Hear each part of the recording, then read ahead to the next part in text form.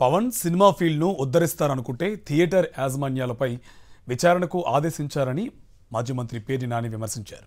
Cinema వాళ్లను జైల్లో వేస్తామని బెదిరిస్తున్నారని అన్నారు. రాబోయే ఫ్లాప్ సినిమా కోసం ఇంతలా చేయాలా అని పేర్ని నాని ప్రశ్నించారు. ఇక ప్రతిపక్షంలో ఉన్నప్పుడు ఒకలా అధికారంలోకి వచ్చాక మరోలా మాట్లాడుతున్న పవన్ దివాలా కోరుతనానికి ఇది నిదర్శనం కాదా అని నిలదీశారు పేర్ని నాని.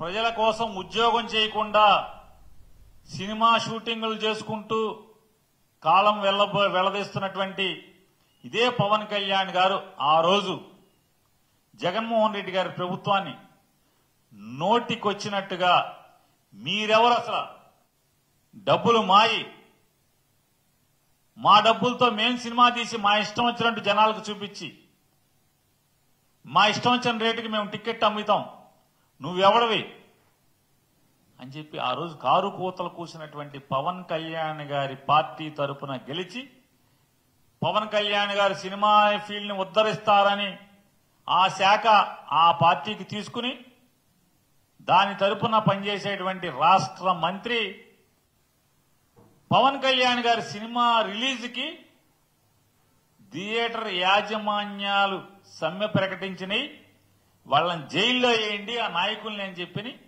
ప్రభుత్వం తరపున మంత్రి పోలీసు శాఖని ఆదేశించాడు అంటే రాతపూర్వకంగా వీళ్ళ దౌర్భాగ్య స్థితి, వీళ్ళ డబుల్ స్టాండర్డ్స్, వీళ్ళ రెండు ముఖాలు ఆ రోజు ఏం మాట్లాడారు, ఇవాళ ఏం ప్రవర్తిస్తున్నారు.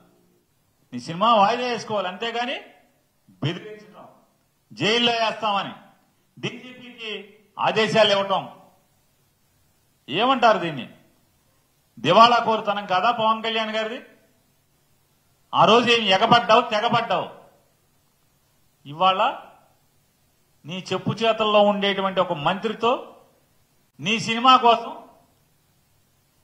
కొన్ని థియేటర్లోనే పిలిచి ఏమన్నా సమస్యలు ఏంటని అడిగావా? ఆ మంత్రి అడిగాడా? ఆయన అడగడు. ఆ మంత్రి గారు అడగాలి కదా. కొన్ని సినిమా వాళ్ళని పిలిచి ఏంటి సమస్య ఏంటి అని అడగాలి కదా. అయ్యేం అడగరు.